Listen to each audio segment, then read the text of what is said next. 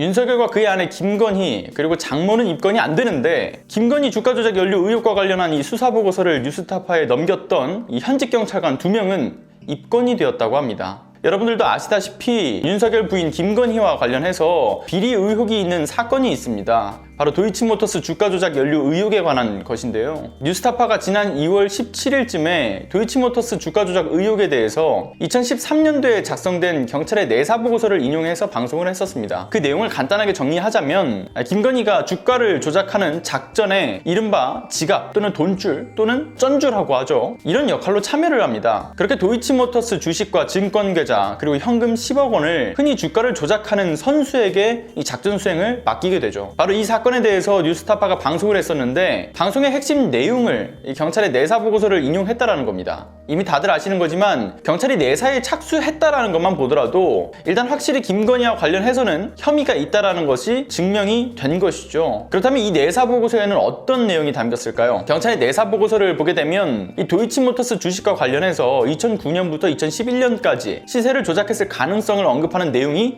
담겨 있다고 합니다. 하지만 여기서 정말 중요한 것은 사건이 제대로 진행되지 못한 이유인데요. 경찰은 2013년 3월달 주가 조작 가능성이 있어 보이니 내사에 착수를 했다고 합니다. 그런데 주가 조작 관련 여부를 보다 확실히 검토하기 위해서는 금융감독원 측의 자료 협조를 요청을 해서 받아봐야 하는 것인데 중요한 것은 금융감독원 측에서 자료 협조가 제대로 이루어지지 않았다라는 것이죠. 어찌 좀 구린내가 나지 않나요? 금융감독원과 마피아의 합성어인 이 금피아가 괜히 나온 게 아니죠. 금융계의 마피아라고 불리는 곳에서 이 검찰과의 유착관계를 의심하지 않을 수 없다? 저는 차라리 의심하는 게 더 합리적이라고 생각을 합니다. 내사가 제대로 진행되지 못한 이유는 이뿐만이 아닙니다. 처음에 제보한 제보자 측에서도 소극적인 태도를 보이면서 진전이 어려워졌다라고 하는데요. 그 과정에서 어떤 협박이 있었을지 어떤 회유가 있었을지 아무도 모르는 겁니다. 또는 제보자 스스로가 이 금감원에서의 수사가 막히니까 그 공포심을 이기지 못했을 수도 있는 거겠죠. 제보자 입장에서는 얼마나 불안했겠습니까? 내가 제보를 하더라도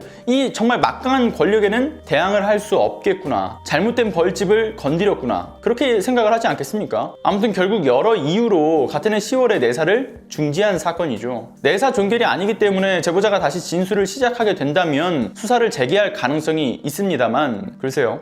아직까지 어떻게 진행될지 여부가 명확하지는 않습니다. 제보자는 겁을 먹을 대로 먹었을 거고요. 윤석열이는 철판 깔고 기세 등등합니다. 공수처에서 수사를 받기 시작하면 그제서야 제보자도 힘을 얻어서 터뜨리지 않을까라는 생각이 듭니다. 아무튼 이러한 혐의점을 뉴스타파에 제공을 했던 경찰관 2명, 물론 현행법상 불법적인 행위를 한 것은 맞습니다. 그러나 불법적인 행위임을 알고서도 언론에 보도할 수밖에 없었던 그 이유는 좀처럼 조명이 되지 않는 것 같아요. 과연 정상적인 수사 절차를 거칠 수 있었더라면 이런 제보를 했을까요? 민중의 지팡이로의 역할, 이 경찰의 본분을 다하기 위해서 열심히 살아왔지만 내사에서 번번이 이 제동이 걸리는 여러 요소들, 검찰의 압력일 수도 있고 또는 그 어떤 권력층의 압력이 있었을지는 사실 아무도 모릅니다. 하지만 2명의 경찰관이 보인 행동만으로 지레짐작이 아니라 무언가의 압력이 있었을 것이다라는 합리적인 의심이 드는 그런 대목이죠. 2명의 경찰관이 본래 이 누설 혐의점에 대해서 감찰이 진행이 되다가 이 공무상 비밀 누설죄라는 현행법 위반 사유로 인해서 감찰이 아닌 수사를 먼저 받게 됐고요. 결국은 입건에 이르게 되었습니다. 우리는 그들의 불법적인 행위에 대해서는 잘못되었음을 지적해야 되는 것은 맞지만 그들이 바라는 정의로운 사회를 위한 희생은 기억해야 된다고 생각을 합니다. 그리고 윤석열과 그 가족들로 인해서